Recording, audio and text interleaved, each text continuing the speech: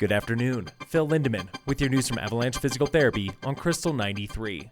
There's a hole in the bridge at the base of Floyd Hill, and it's jamming up westbound I-70 all day today. Traffic has been creeping along that stretch since 10 a.m. this morning, with travel down to one lane. That bridge has been repaired multiple times in recent years. That hole can now see through to the pavement below.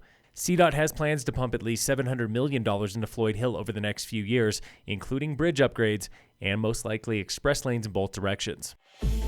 This week on the State of Summit. At the end of the day, money talks, and if a big retailer like REI or whoever can pay them cash up front for a ton of product, they're going to do that. That was Lucy Hedrick, co-owner of Wilderness Sports. Our neighbors downstairs are going out of business after 47 years in Summit. Our encouragement to small businesses is if you can keep fighting, do it, but not at a toll for your personal health and your mental health.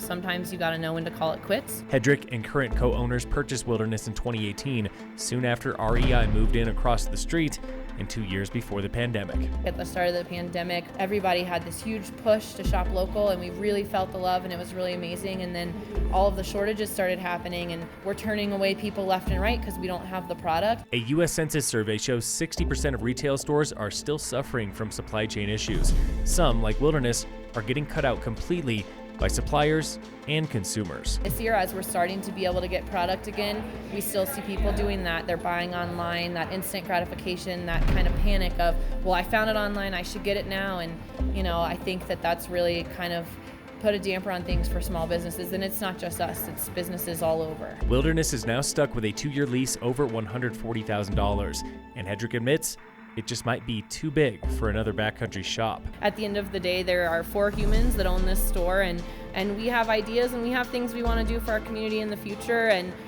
the better that we can come out of this situation, the better that we can do and the more we can give back to our communities. But she's seeing hope on the horizon. She says when this door closed, several others opened. She is confident her team will land on their feet. Tune in again next Wednesday for The State of Summit on Krystal 93. Commercial properties are selling for big bucks all across the county. The Silverthorne Come and Go on Highway 9 sold recently for $5.4 million. That's $4.1 million more than appraised value. Then there's the big land sales. A 5-acre plot on Baldy Road near the Juniata Trail of Babreck sold for $12.2 million, double the appraised value. In sports, the Nuggets play the Thunder tonight at 7. And in local sports, registration is open right now for the free Bubblegum Race Series at Frisco Adventure Park. It's open to kids and parents. Tonight's ski race is on an obstacle course starting at 5. Phil Lindeman with your news from Avalanche Physical Therapy on Krystal 93.